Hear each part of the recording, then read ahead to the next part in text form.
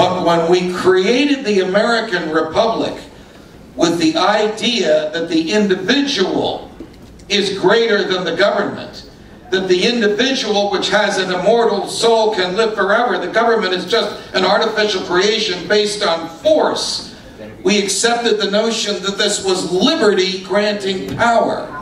So this government only exists because we consent to it.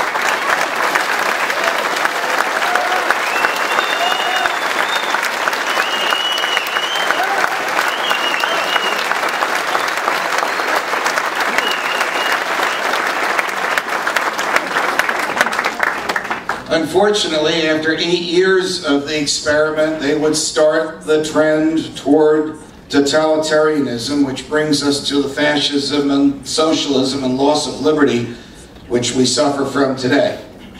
The government would enact in the John Adams administration the Alien and Sedition Acts, which were enacted because, you know what? There are French agents out there, and they're foreigners. And we have to be afraid of them. And we have to make it illegal for them to speak freely. And you know what? If they sow sedition amongst us, it could topple the government. So we have to make it a crime. The same generation that signed the Declaration and wrote the Constitution and enacted the Bill of Rights made it a crime to criticize the President, members of the Cabinet, members of the Supreme Court, and members of Congress. And persons were actually prosecuted and incarcerated for ridiculing those individuals. By the way, who's missing in that list? The Vice President. Who was the Vice President? Thomas Jefferson. He didn't want the protections of the Alien and Sedition Acts because he understood the value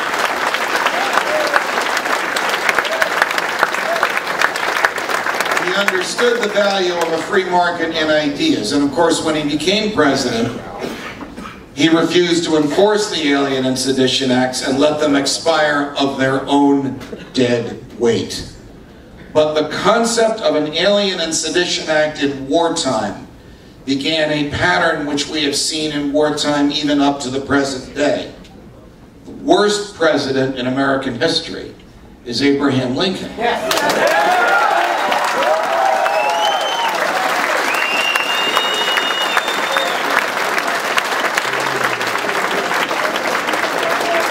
I get a lot of heat for saying this.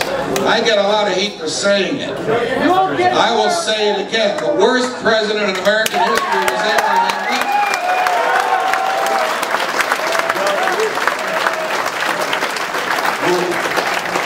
Lincoln, who slaughtered 700,000 Americans, and who followed this Alien and Sedition Act nonsense that in wartime liberty has to be suppressed. Lincoln suspended the writ of habeas corpus.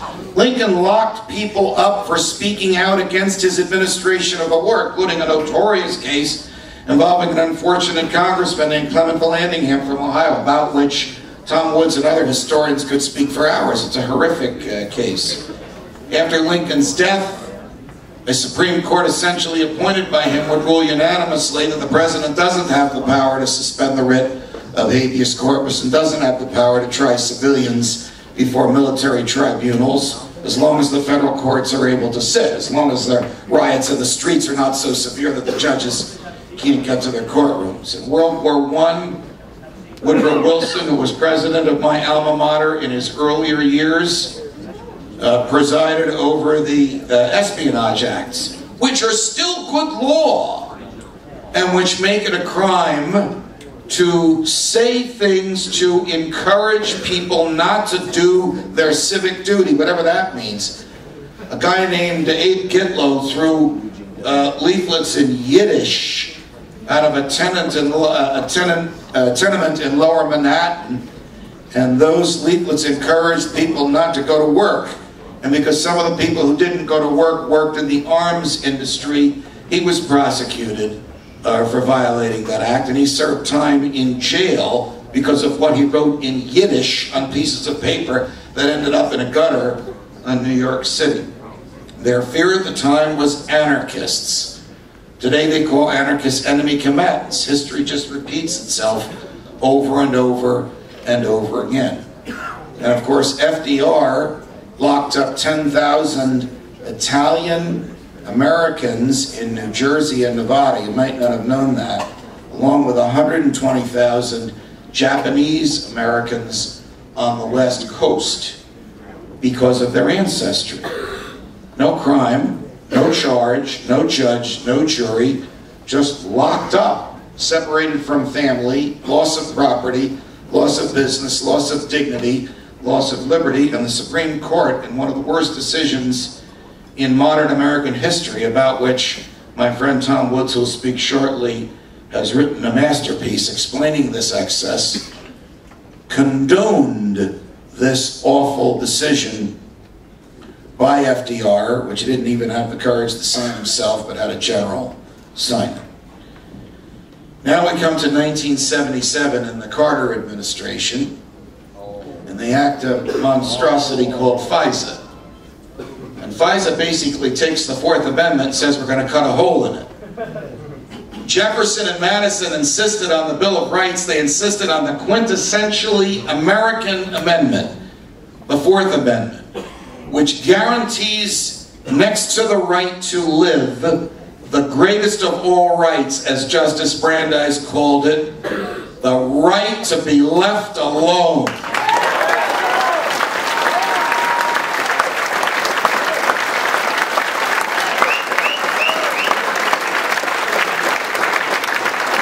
And to assure that the government would leave us alone, but to give the government legitimate powers to go after people who were engaged in criminal activity, the Fourth Amendment required that when the government wants to enter your property, it must go to a judge, a truly neutral judge with something lawyers call probable cause, evidence sworn to under oath, demonstrating to this neutral judge that it is more likely than not that the property sought or the person sought has committed a crime or contains evidence of a crime.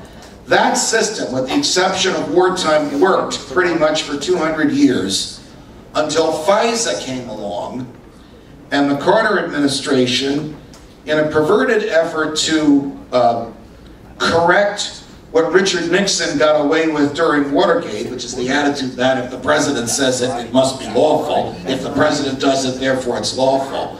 FISA decided to create an exception to the Fourth Amendment warrant requirement and said, well, we'll give warrants to let you listen to phone calls if there's probable cause that the person whose call we want to listen to is a foreign agent. So not probable cause of crime, but probable cause of agency. But we're going to put a stopgap in there. If you listen to the phone call of a foreign agent under one of these FISA warrants, because it's against the Fourth Amendment, we're letting you listen to a private conversation on something less than probable cause, you can't prosecute the person.